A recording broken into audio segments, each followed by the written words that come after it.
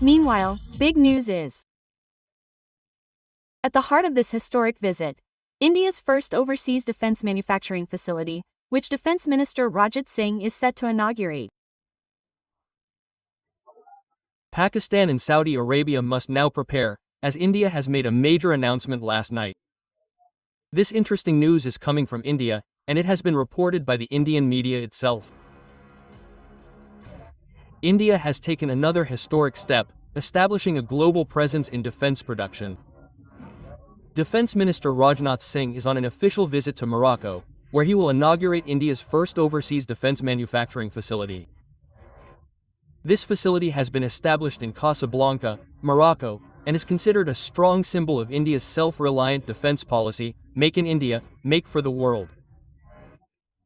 Viewers are witnessing a major news that has the entire world shocked and appalled. No one had any idea. Modi's bellicose fervor under the shadow of a self-reliant India. The Modi government's warmongering has brought the country to the brink of destruction. Modi's new India is busy preaching gunpowder, not peace.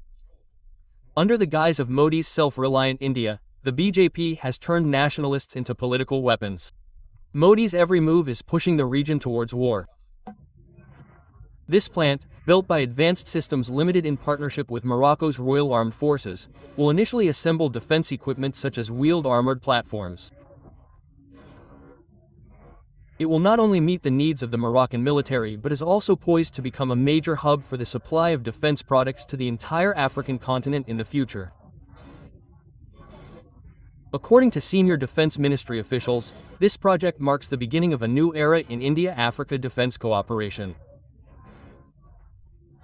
This is a major opportunity for India, as India's first overseas defense manufacturing facility will be inaugurated in Morocco. Nazreen presents the highlights of this news from media outlets around the world. The Economic Times is also highlighting what TRT Worldwide is highlighting. Following Drake's comments, the Washington Post highlighted the serious nature of the Nazreen issue. There's also a lot of investment there. Obviously, they're keeping an eye on it. Under the India Atmanirbhar Bharat initiative, there's a country on the African continent called Morocco.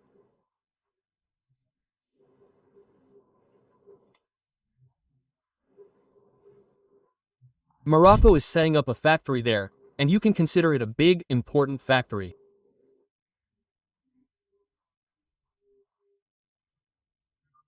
Mashahid Hussain Syed Sahib, do you feel that Netanyahu and Narendra Modi have become a threat to international peace and are about to carry out some nefarious plot against Pakistan again?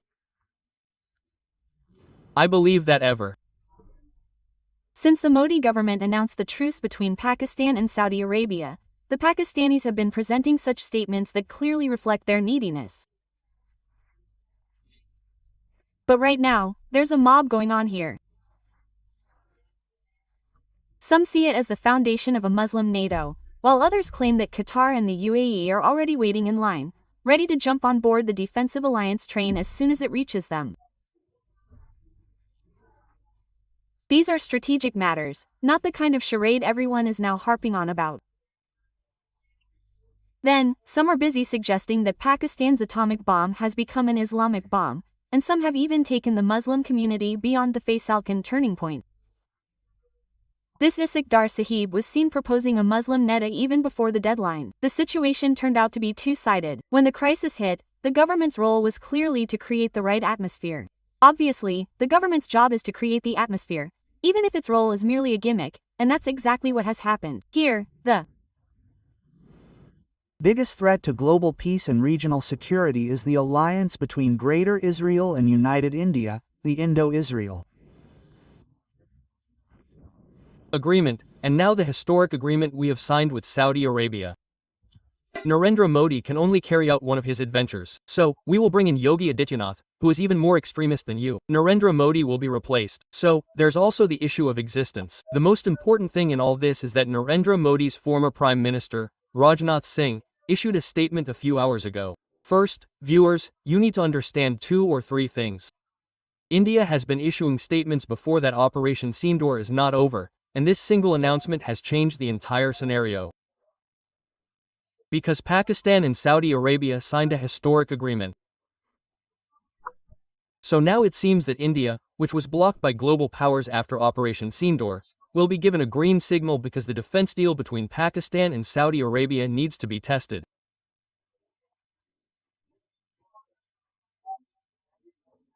So, is India being deployed to test the true nature of the strategic mutual defense agreement between Pakistan and Saudi Arabia, and how strong its issue is?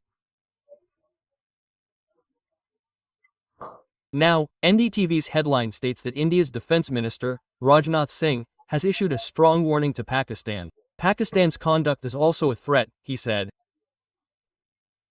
Phase 2 and Phase 3 of Operation Sindoor, namely, Sindoor 2 and Sindoor 3, are possible, and Rajnath Singh has stated that it all depends on Pakistan's conduct, specifically, in the last 60 days. Many such incidents have occurred, and the Indian media is full of reports. Believe me, if I were to lay it all out for you, with timestamps and dates, it would take me at least 25 to 30 minutes to explain how many encounters they've had with Pakistani terrorists, Pakistani Jaish, or whatever. They're constantly creating bases. Are they building bases or rebuilding them with Pakistan? And this Indian defense manufacturing facility is going into Morocco.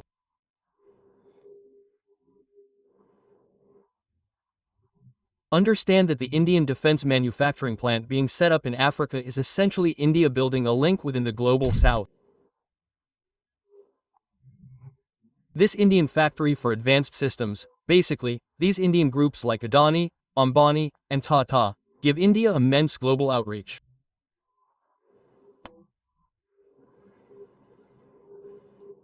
I see it as a strategic significance for India to set up a factory in Morocco. It has military significance, so it's a good advantage for them.